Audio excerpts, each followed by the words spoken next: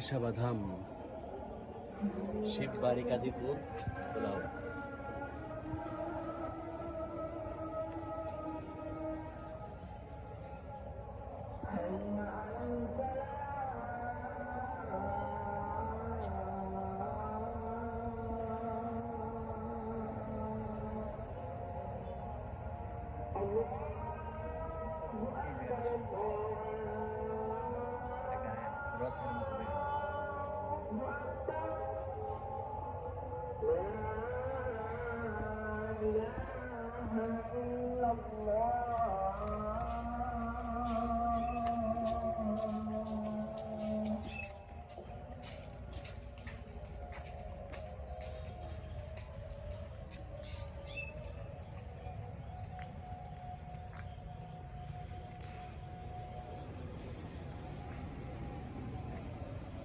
অস্থির, তুমি এখান থেকে তাকায় দেখো।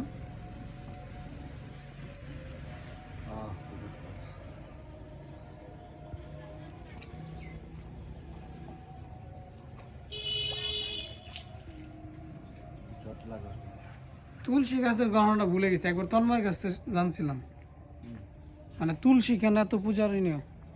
তুলসী হচ্ছে কৃষ্ণ প্রেয়সী। কৃষ্ণ মানে হচ্ছে তুলসী ব্যতীত কৃষ্ণের সেবা, মানে কৃষ্ণ হচ্ছে ভগবান, তাই ওনার সেবাতে অবশ্যই তুলসী রানী রাখে। কেন তুলসী গাছটাই কেন? কিন্তু হচ্ছে উনি তো সরাসরি ওনার সরাসরি সঙ্গে আমরা পাবো না বলেই উনি ওই বৃক্ষ হিসাবে এই পৃথিবীতে আসছে, যেন আমরা ওনার সঙ্গ করতে পারি। ওনার সঙ্গ করতে হলে আমরা আসলে এই গাছটা, হ্যাঁ হ্যাঁ, ওনাকে পাইলাম না, কিন্তু ওনার যেমন আমরা প্রধানমন্ত্রী বা এমপির কাছে দেখা করতে হলে আগে ওনার সেক্রেটারি বা ওই ধাপে ধাপে যাইতে হয়, ওনার কাছের লোকের সাথে আগে মিশতে হয়। বিষয়টা হচ্ছে এরকম।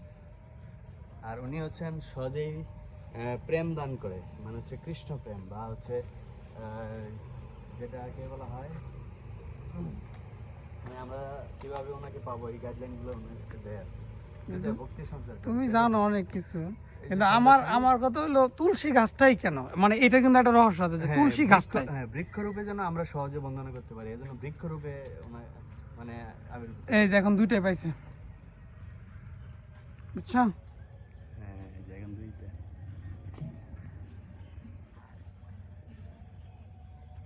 তোমার আমি ছবি দিব না, তোমার তো ছবি সুন্দর আছে।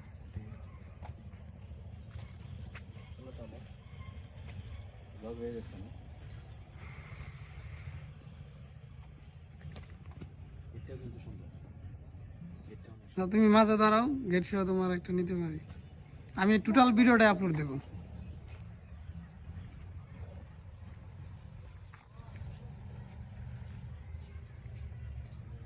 একটু ব্রিফ করে দাও তো, কোথায় আছি আমরা? তুমি তো সাউন্ড চেঞ্জ করো না? সাউন্ড প্রথম থেকে চেঞ্জ করবো, শেষ একটু রেখে দেবো এটুকু। আমরা আছি মৌলভীবাজার জেলার কুলাউড়া উপজেলার কাদিপুর শিববাড়িতে।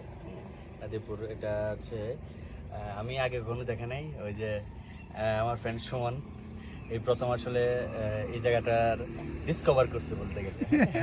আসলে আমি কুলাউড়া দিয়ে যাওয়া আসা করি, কখনোই আসলে ভাবি নাই যে এরকম বড় মন্দির আছে। আসলে খুব ভালো লাগছে, পিস লাগছে। আরো কিছুক্ষণ থাকতে পারলে ভালো হইতো না, যাওয়ার সময় হয়ে যাচ্ছে। অনেক সুন্দর জায়গা।